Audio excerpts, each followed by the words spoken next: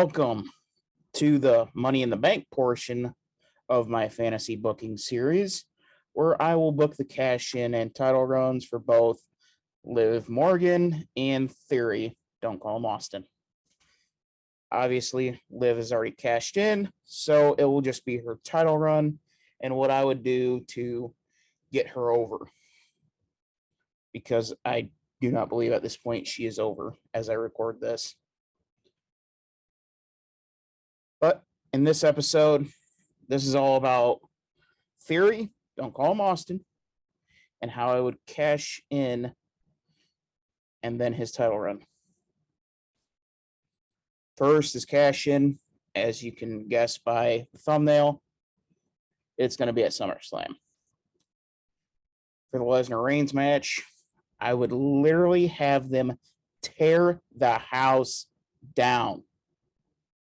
A spear through the video screen, a ring collapsing, being torn apart. It's going to be a match that is not for the sensitive stomach. And after all the hell these guys go through, it's a double count out. Neither one answers the 10 count. And then the ring announcer comes out. Ladies and gentlemen, this match has ended in a Theory's music hits. He runs down with a frantic pace and cashes in on Roman Reigns. Paul Heyman beside himself. As Theory stands over Reigns, holding up the title, and he wins that title without making a single offensive wrestling move. It is just ring the bell, 1, 2, 3. And Theory takes the WWE World Heavyweight Championship. He does not take the Universal title. Would interfere with another fantasy booking that I plan on doing here in a few weeks. So the next night on Raw, Theory opens up the show, boasting about how he won the title. He's the greatest ever. And he is interrupted by an angry cowboy Brock Lesnar demanding a match at the Clash at the Castle. Lesnar then shows the replay of his last interaction in the Elimination Chamber, where Lesnar's taking a selfie of a KO'd Theory. Out of anger, Theory accepts. After the commercial break backstage, Theory realizes what he had just done, tries to get Vince to pretty much take it back. And then Vince says, "Damn it, Theory. If you want to be champion, you have to beat the best. And Brock is one of the best there is. I believe in you, Theory, but you're going to prove it at the Clash at the Castle." Theory, shaking in anger, scared out of his mind. And leading up to the Clash, Theory is working with Chad Gable and Otis, the Alpha Academy, and they're pretty much used as bodyguards.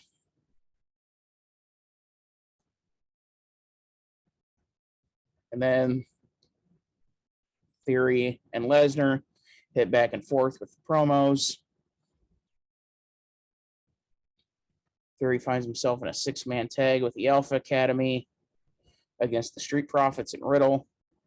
The match ends in a DQ, interrupted by the Usos attacking the Street Profits. And once that brawl clears out, Theory and Alpha Academy are left in the ring. And Lesnar comes out. Gable gets hit with a suplex. Otis gets thrown into an F5 to show that Lesnar is still the strong badass that he is. And Theory runs out of there like a scolded dog.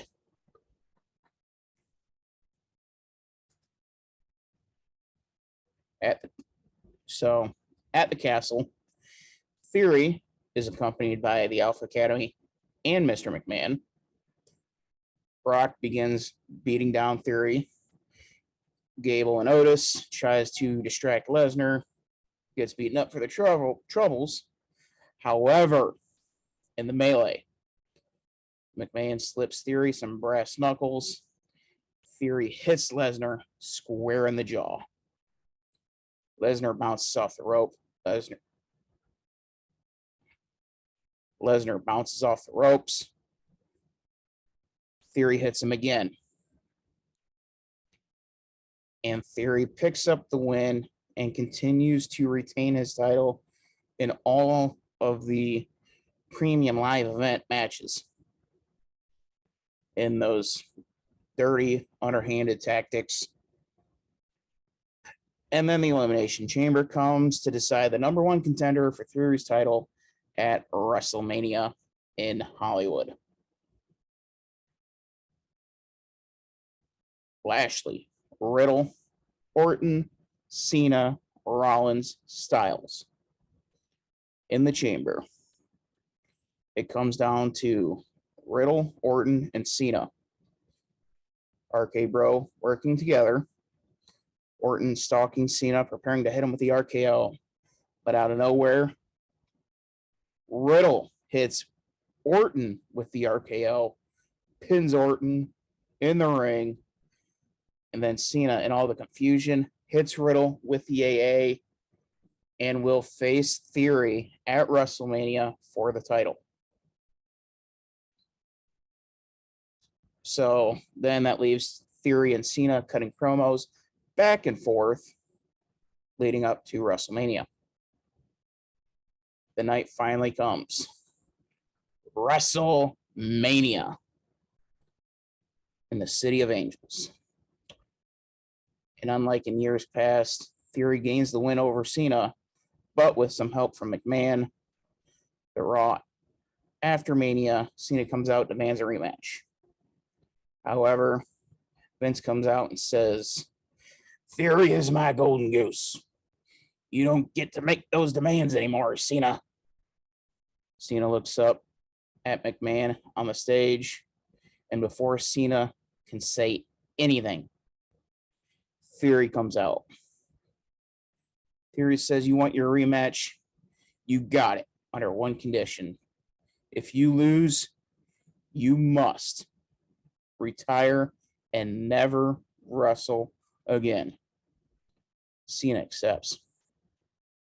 The final show before Backlash, Theory hosts a Cena retirement party.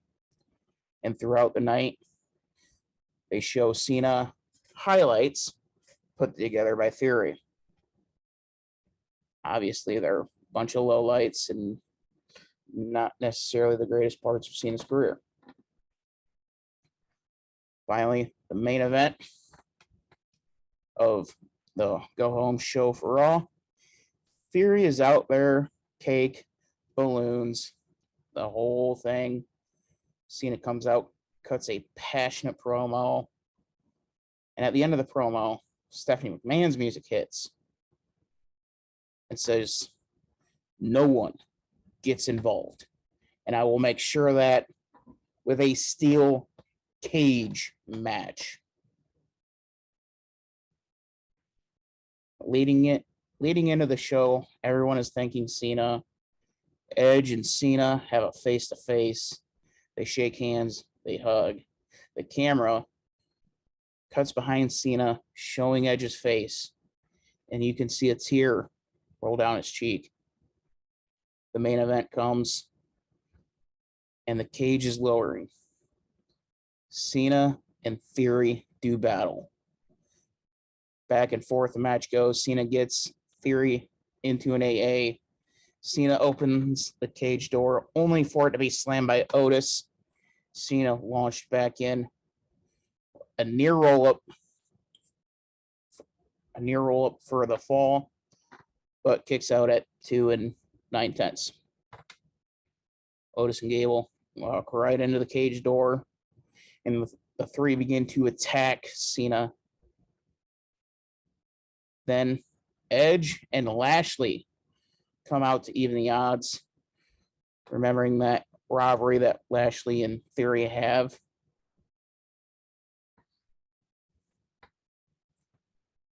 Edge hits Otis with a spear so violently that the side of the cage comes down. Cena and Theory look at each other, and their eyes bulging out of their head, and they both scramble for the opening, launching themselves over the top rope, and they hit the floor at the exact same time. Senior referee Charles Robinson goes to video replay to try to get this right. Charles determines the match is a draw. And then Mr. McMahon comes out and announces that the next pay-per-view, it will be title versus career in a 3 stages of hell. The first fall is a normal match. The second match, they lower Hell in a Cell. And the third fall, if needed, last man standing. The first match, Theory wins by pulling the jorts and hanging on the rope. Theory up 1-0. The cell lowers. Theory stays on Cena, using the cell to beat the hell out of Cena. Chairs, kendo sticks. He is being absolutely brutalized. And then Cena catches Theory with the STF. Theory quickly tapping to save himself for the last man standing, unsure if Cena is even able to stand. Cena struggles to his feet, starts exchanging blows back and forth. Vince sneaks out to the stage to watch it live. Cena begins to get the upper hand, and the Alpha Academy begin to try to come in. Vince tells him to stop. Cena, confused by this, opens the opportunity to hit Cena with an A-Town down. Cena staggers to his feet at the count of 9. Theory screams in Cena's face, "Just stay down, John. Give up." Cena hits him with a hard right, mounting his comeback, and hits Theory with an avalanche AA. Both men laid out as the count goes on. Cena staggers to his feet, just beating the 10 count and becoming a 17-time world champion. So, ladies and gentlemen, that is how I would book Theory in his first title run. I think it would be a very successful one. I think he would be one of the most hated men in the WWE, which is the goal. And it has the historic ending of Cena winning his 17th title. It keeps Cena really fresh because you continue to stack the odds against the good guy. In this case, it is Cena. And you try to give the bad guy with the boss, who is a bad guy, and Vince McMahon. I'll be getting into that whole story with the Raw review that'll be coming out Tuesday morning. But we're pretending like that's not happening in this particular scenario. And so,